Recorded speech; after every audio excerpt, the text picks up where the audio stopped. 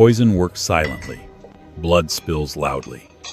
When a terrified waitress swapped a crystal tumbler filled with lethal bourbon right under a brutal syndicate boss's nose, she expected an immediate execution. Instead, her trembling fingers ignited a deadly obsession that would burn Chicago's criminal underworld to ash.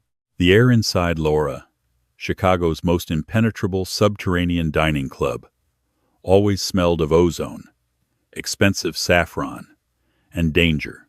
It was a sanctuary for the city's untouchables, politicians, hedge fund titans, and the architects of organized crime. To work here meant seeing nothing, hearing nothing, and speaking to no one unless spoken to. Sophia Davies understood the rules perfectly. For 6 months, she had floated through the dimly lit, mahogany-paneled room like a ghost in a crisp white blouse and black tailored skirt. She kept her eyes down and her tray steady. It was the only way to keep the cash flowing, the only way to keep her younger sister's medical bills from drowning them both. Tonight, however, the heavy atmosphere in the VIP alcove was thick enough to choke on. Seated in the curved leather booth at the far end of the room was Silas Mercer. He did not look like the ruthless head of the Mercer Syndicate, a man whose word dictated the flow of weapons and narcotics from the Canadian border to the Gulf. Dressed in a bespoke charcoal Tom Ford suit, Silas possessed a quiet, terrifying stillness. He didn't fidget. He didn't boast. His dark eyes, sharp and predatory, took in every microscopic detail of the room. He was a man who survived not by brute force, but by a chilling, calculated hyper-awareness. Sitting across from him, radiating a restless, aggressive energy, was Arthur Costello. Costello was a rival boss from the South Side, a man whose ambition had recently begun to outweigh his patience. They were ostensibly here to negotiate a peace treaty over the disputed docklands. But Sophia, wiping down the polished brass of the main bar 20 feet away, could feel the lethal undercurrent beneath their polite smiles. 2 Macallan, 64S. Neat. Felix, the head bartender, muttered, setting 2 heavy Baccarat crystal tumblers onto Sophia's silver serving tray. Sophia nodded, reaching for the tray. But before her fingers grazed the metal, she caught a flicker of movement out of the corner of her eye. Felix, a veteran bartender who prided himself on absolute precision, made a mistake. His hand dipped below the bar for a fraction of a second. When it resurfaced, the cuff of his pristine white shirt cast a shadow over Silas Mercer's glass. Sophia's breath hitched. She saw the tiniest glimmer of a glass vial, no larger than a pinky finger, disappearing back into Felix's vest pocket. A single, perfectly clear drop hit the surface of the amber liquid in the right-hand glass. It didn't splash. It didn't bubble. But for a split second, a swirling, oily distortion appeared in the bourbon before vanishing completely. Sophia's heart slammed against her ribs like a trapped bird. Aconite. Synthetic neurotoxin. Ricin. Her mind raced through the true crime documentaries and medical journals she used to read before her life fell apart.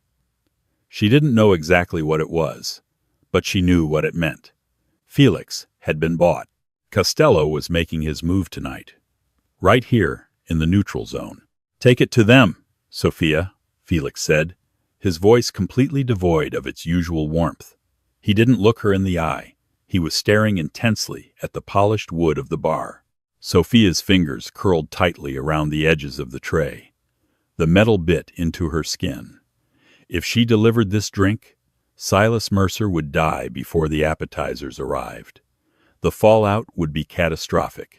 The Mercer family would tear Chicago apart looking for blood, and Laura would become a slaughterhouse. If she said something, if she screamed, or warned Silas Costello's men, who were heavily stationed near the exits, would draw their weapons, she would be the first casualty in a massacre. "Sophia," Felix snapped, his eyes darting to her face. "Now. They're waiting." "Right," she whispered, her voice barely audible. She lifted the tray. It felt like it weighed 100 pounds. As she stepped away from the bar, The ambient jazz music seemed to fade into a dull, echoing hum. Every step across the plush crimson carpet felt like a march to the gallows. She kept her gaze fixed on the two men. Arthur Costello was leaning forward, a smug, barely contained anticipation dancing in his eyes. He was talking animatedly, his hands gesturing, playing the part of the gracious negotiator.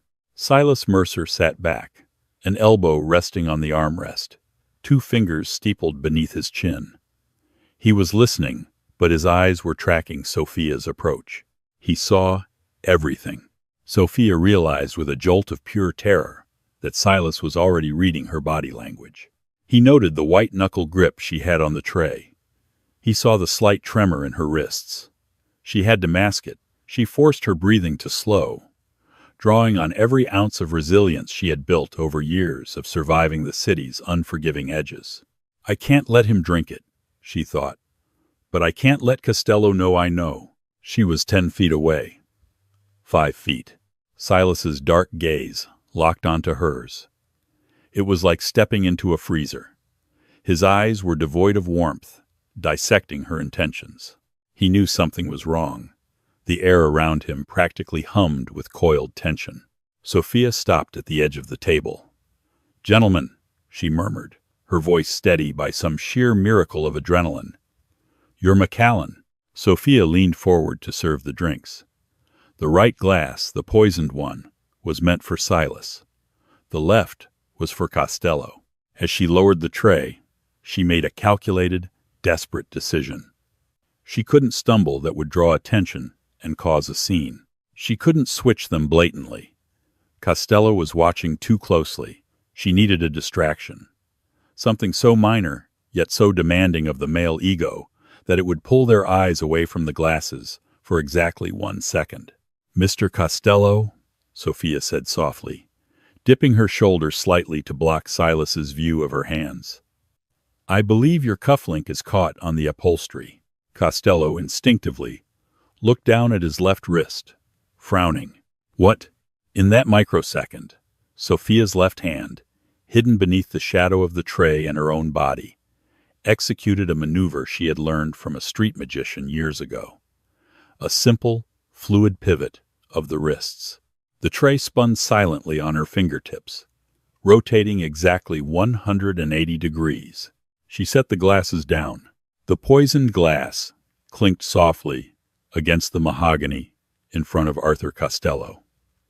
The clean glass slid perfectly into place before Silas Mercer. Sophia stood up, stepping back with her empty tray clamped against her stomach to hide her trembling. "My apologies, sir. It must have just been a shadow." Costello grunted, irritated but unsuspicious. He immediately reached for his drink. "Anyway, as I was saying, Mercer, the docks are shifting. It's time we share the burden." Sophia couldn't breathe. She had given the poison to Costello. But as she turned her eyes to Silas, her blood ran entirely cold. Silas hadn't looked at Costello.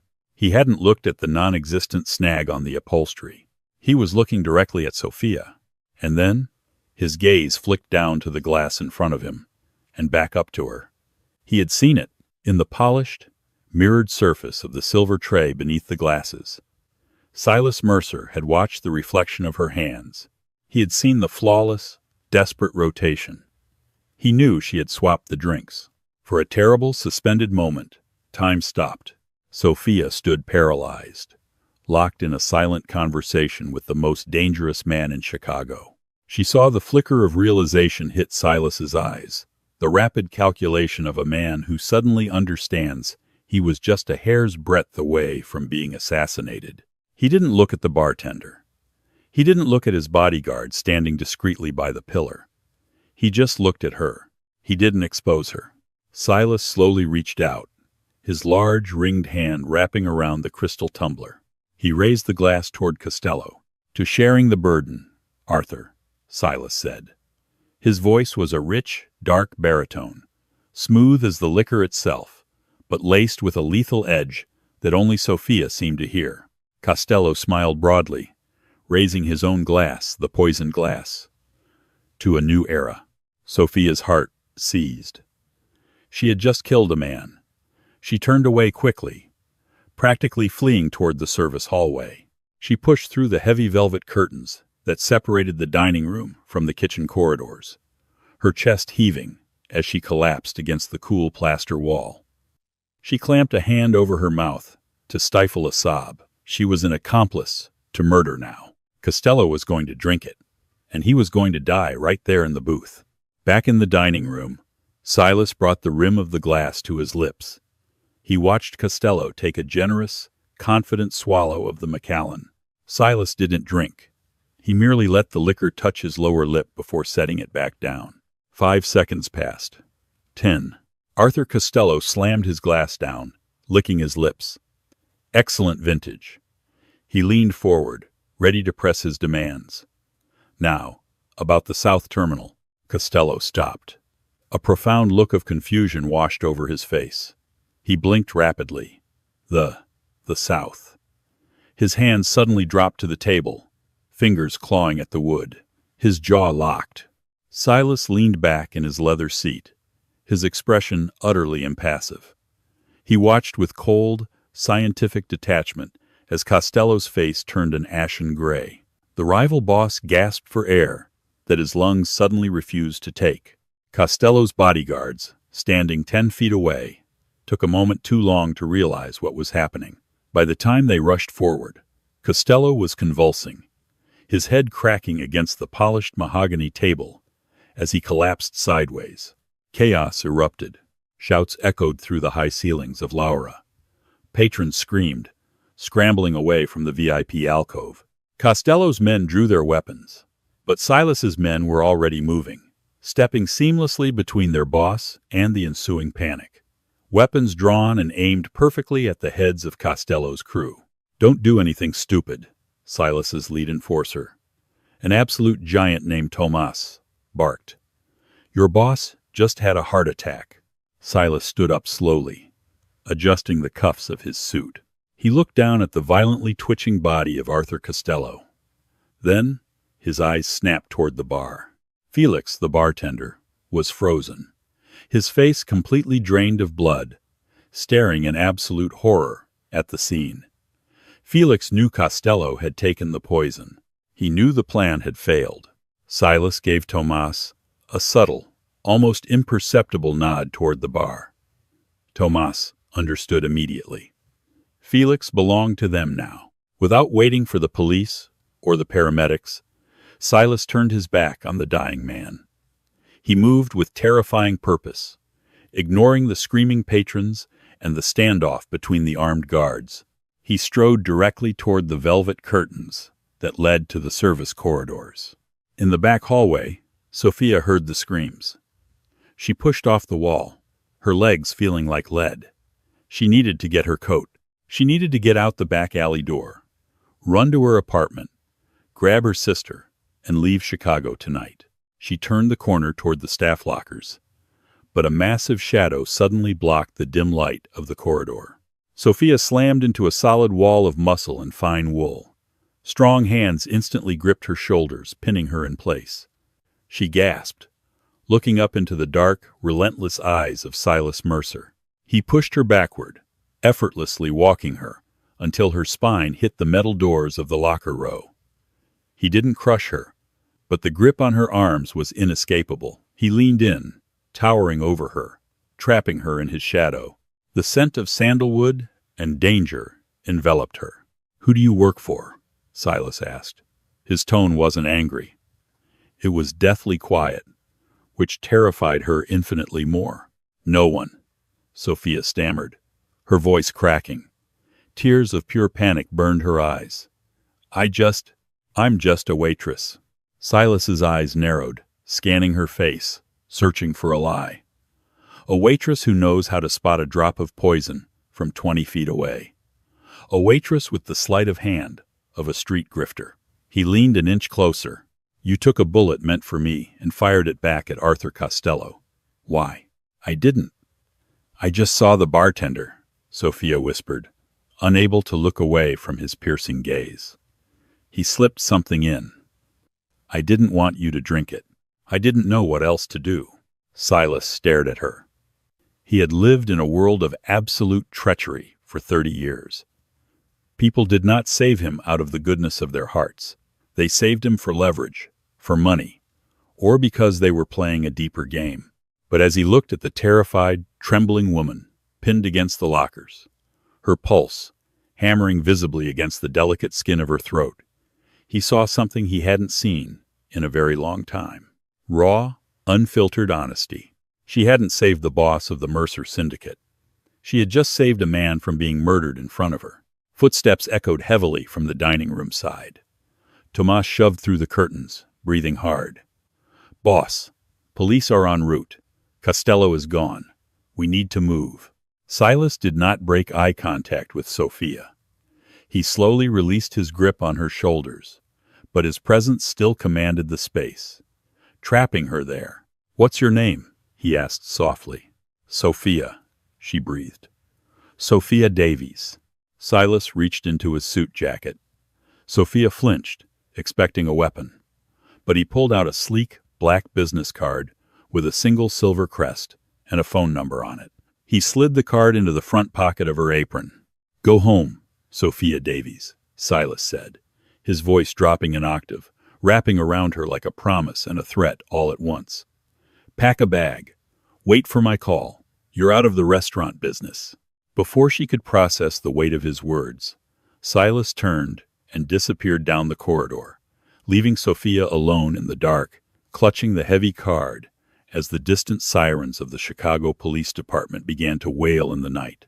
The freezing Chicago rain felt like needles against Sophia's skin as she sprinted the last 3 blocks to her apartment in Pilsen. She had abandoned the subway, terrified that Costello's loyalists, or crooked cops, were already watching the transit lines.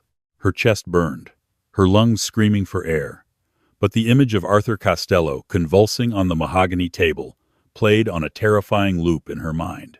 She pushed through the rusted security door of her building, ignoring the familiar smell of damp brick and boiled cabbage, and took the stairs 2 at a time to the 4th floor. Her hands shook so violently, she dropped her keys twice, before finally deadbolting the door behind her. "Chloe?" Sophia called out, her voice cracking. From the tiny, cramped bedroom down the narrow hall, the rhythmic, mechanical whoosh of an oxygen concentrator hummed steadily. Sophia rushed in. Her younger sister, Chloe, lay propped up on thin pillows, a nasal cannula resting beneath her pale face. At 14, Chloe's battle with severe cystic fibrosis had kept her in and out of Northwestern Memorial Hospital for years, draining every cent Sophia earned. "Sophia?" Chloe mumbled, rubbing her eyes. "You're home early. Is your shift over?" "We have to go," Sophia said, her tone leaving absolutely no room for argument. She grabbed a faded duffel bag from the closet and began blindly shoving Chloe's clothes into it. "Get up, sweetie. Put your thickest sweater on. We're leaving." Chloe sat up, alarmed by the frantic energy radiating from her sister. "Leaving? To where?" "Sophia, my treatments. I've got your meds." "I'm packing the portable tank," Sophia said, moving to the dresser and sweeping the rows of pill bottles into a plastic bag. Her mind was racing. The heavy, embossed business card in her apron pocket felt like a brand burning against her skin. "Wait for my call." Silas Mercer's deep, commanding voice echoed in her ears. But how could she wait? Costello's men had seen her serve the drinks. They might not have seen the switch, but she was the last person at the table. To them, she was the prime suspect. As Sophia zipped the duffel bag shut, a slow, sweeping beam of light washed across the bedroom ceiling. Sophia froze. She crept to the window and peeled back a millimeter of the blinds. Down on the street, a black Lincoln Navigator had parked silently in the glow of the broken streetlight. The engine was cut, but 4 men in heavy dark coats were stepping out. They didn't look like police. They moved with the synchronized, predatory grace of men accustomed to violence. One of them reached under his coat, pulling out something long and metallic. A suppressed weapon. Panic, cold and absolute, seized Sophia's throat. They had found her. It had taken them less than an hour. "Sophia, what is it?" Chloe whispered, sensing the sheer terror rolling off her sister. "Shoes. Now," Sophia ordered quietly, slinging the duffel bag over her shoulder and grabbing the heavy portable oxygen tank. She shoved Chloe toward the hallway, her eyes darting to the front door. Thud, thud, thud. Heavy boots were already echoing on the stairwell. They were fast. Sophia dragged Chloe toward the kitchen window, which led to the rusted fire escape. The window was notoriously sticky. She slammed her palms against the wooden frame, shoving upward with every ounce of her adrenaline-fueled strength. It groaned, sliding up just enough for them to squeeze through. Suddenly, a thunderous crash splintered the silence of the apartment. The front door frame exploded inward, the deadbolt giving way under a massive kick. Sophia shoved Chloe through the open window, out into the freezing rain. "Climb down! Go!" Before Sophia could follow, a massive shadow filled the kitchen archway. A man with a scarred jaw raised a suppressed pistol directly at her chest. Sophia squeezed her eyes shut, waiting for the impact. Foot, foot, foot. The sound was shockingly quiet. But the man with the scarred jaw didn't shoot. Instead, his eyes went wide, and he collapsed forward, crashing through the cheap kitchen table in a heap of shattered wood and blood. Standing behind him in the doorway, rain dripping from his broad shoulders, was Tomas. Silas Mercer's giant enforcer lowered a smoking, silenced Glock. He stepped over the dead man without a second glance. "I told you to wait for the call," Tomas grunted, his eyes scanning the destroyed apartment. "They were going to kill us!" Sophia shouted, her voice trembling as she clung to the window frame. "Dominic Russo's men, Costello's underboss. They pulled your address from the restaurant's employment files before we could scrub them," Tomas said, grabbing Sophia by the arm and practically hauling her toward the door. "Fire escape is compromised. 2 more guys in the alley. We go down the front." "My sister!" Sophia screamed, pulling back. "She's on the fire escape," Tomas swore under his breath. He leaned out the kitchen window, grabbed the terrified 14-year-old by her coat collar, and effortlessly hoisted her back inside, oxygen tank and all. "Keep her behind me. Walk exactly where I walk." What followed was a blur of calculated, terrifying violence. Tomas moved through the narrow hallways of the apartment building, like an apex predator. On the second-floor landing, 2 more of Russo's men raised their weapons. Tomas fired twice before they could even pull their triggers, his accuracy chilling and mechanical. Sophia pressed Chloe's face into her chest, shielding her eyes, her own heart hammering so hard she thought her ribs might crack. They burst out of the front doors into the pouring rain. A bulletproof black Suburban was idling at the curb, the rear doors already thrown open by another Mercer loyalist. "Get in," Tomas roared, laying down, suppressing fire toward the alleyway, where another shooter had just appeared. Sophia pushed Chloe into the plush leather interior, throwing the bags in after her, and scrambled inside. Tomas slammed the door shut, vaulting into the passenger seat as the heavy SUV tore away from the curb, its tires shrieking against the wet asphalt. Inside the cabin, the sound of the rain and the gunfire vanished, replaced by a thick, insulated silence. Sophia collapsed against the seats, shaking uncontrollably, her arms wrapped tight around a sobbing Chloe. She looked up at the rearview mirror. Tomas was staring back at her, his expression grim. "Where are you taking us?" Sophia asked, her voice barely a whisper.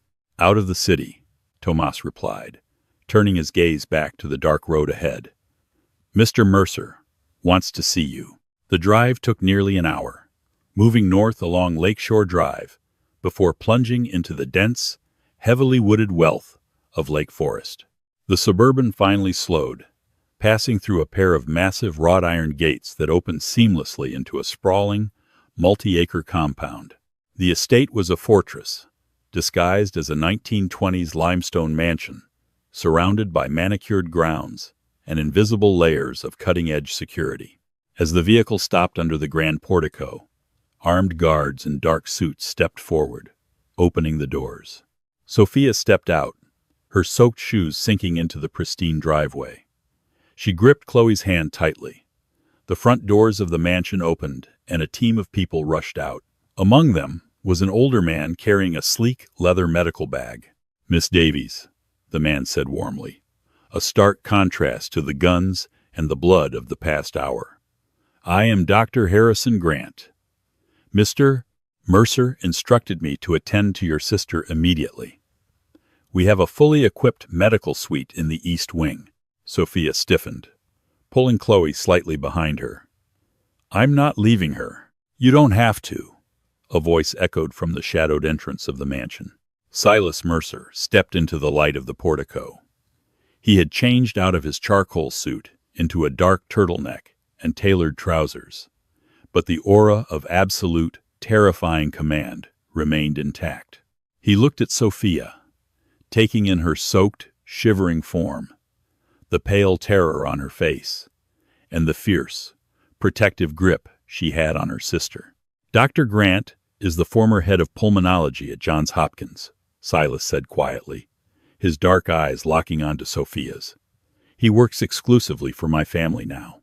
Your sister will receive better care in this house than in any hospital in Chicago. I give you my word." Sophia looked at Silas. In the criminal underworld, Silas Mercer's word was an ironclad contract.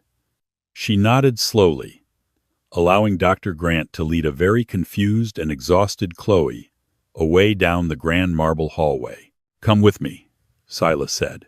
Sophia followed him through the labyrinthine mansion. The walls were lined with original Renaissance artwork and dark oak paneling. The air smelled of expensive wood smoke and aged leather. It was beautiful, but to Sophia, it felt like stepping into a gilded cage. Silas led her into a massive study. A fire roared in the grand hearth, casting flickering shadows across the room. He walked over to a crystal decanter, poured 2 glasses of amber liquid. An involuntary shiver ran down Sophia's spine at the sight, and handed one to her. "Drink," he commanded softly. "It's safe, and you need it to stop shaking." Sophia took the glass. Her fingers brushed against his, and she felt a jolt of electricity. His skin was warm, his hands heavily scarred, but perfectly manicured. She took a sip. The liquid burned a fiery, soothing path down her throat. Silas stood by the fireplace, leaning an arm against the mantel, studying her with an intensity that made her breath catch. "Felix is dead," Silas stated bluntly. Sophia flinched. "Before my men finished interrogating him, he confessed that Costello paid him," Silas continued, his voice devoid of emotion. "But Costello wasn't smart enough to get the poison into Lara. The security protocols are too tight. Someone on the inside smuggled it in. Someone gave it to Felix." Silas walked slowly toward her, his imposing frame closing the distance until he was mere inches away. "Felix gave us a street name. A ghost. A middleman. It's a dead end." Silas reached out, his thumb gently tracing the line of Sophia's jaw. The touch was startlingly tender, yet terrifyingly possessive. "You are incredibly observant, Sophia Davies.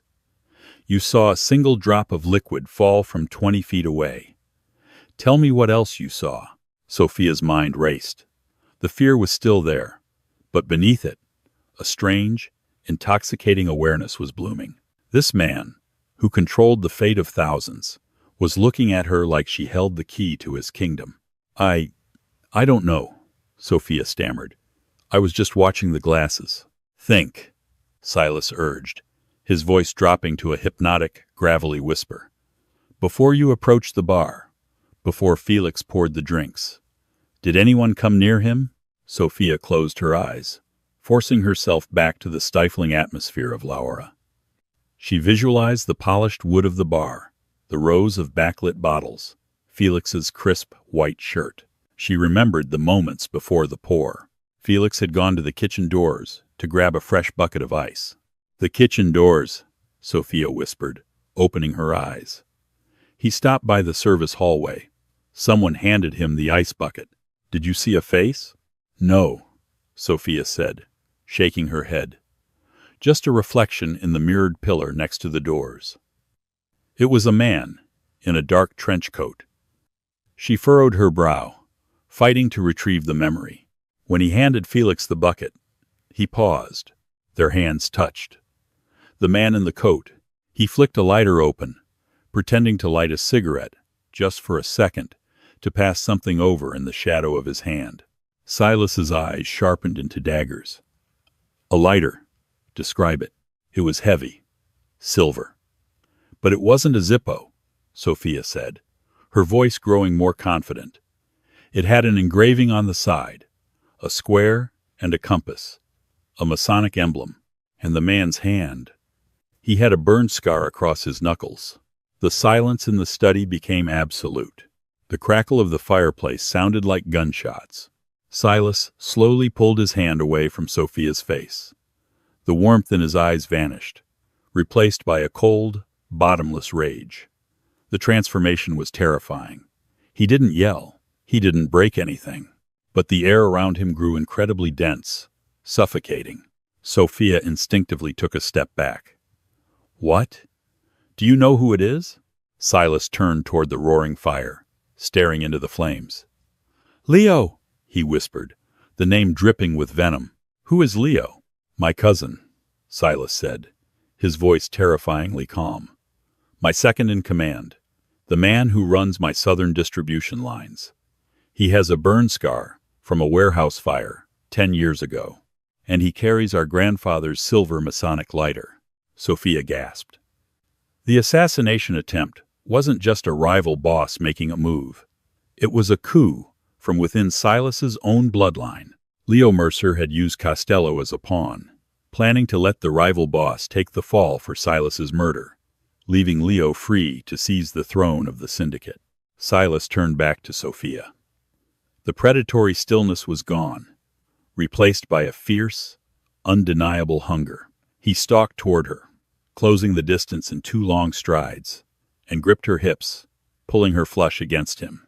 Sophia dropped her glass. It shattered on the Persian rug, the liquor soaking into the wool, but neither of them looked down.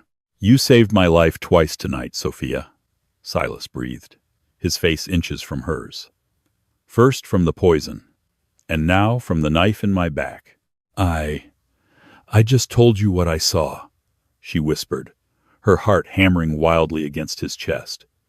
She was trapped, entirely at his mercy, yet she didn't want to run. "People who see too much usually end up in the lake," Silas said, his gaze dropping to her lips before rising back to her eyes. "But you are something entirely different.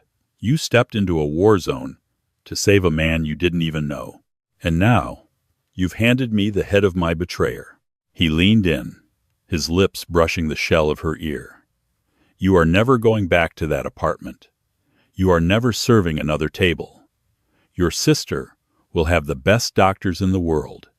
And you—" He pulled back, his eyes burning with a dark, terrifying devotion. "You belong to me now." Sophia knew she should be horrified. She had traded a life of poverty and fear for a gilded cage bathed in blood. But as she looked up at the ruthless syndicate boss, who was looking at her like she was the most precious thing in his violent world, she realized the terrifying truth. She didn't want to leave. The grandfather clock in the study chimed midnight, its heavy, resonant tolls echoing through the silent mansion. Silas Mercer finally stepped back, putting a fraction of distance between himself and Sophia.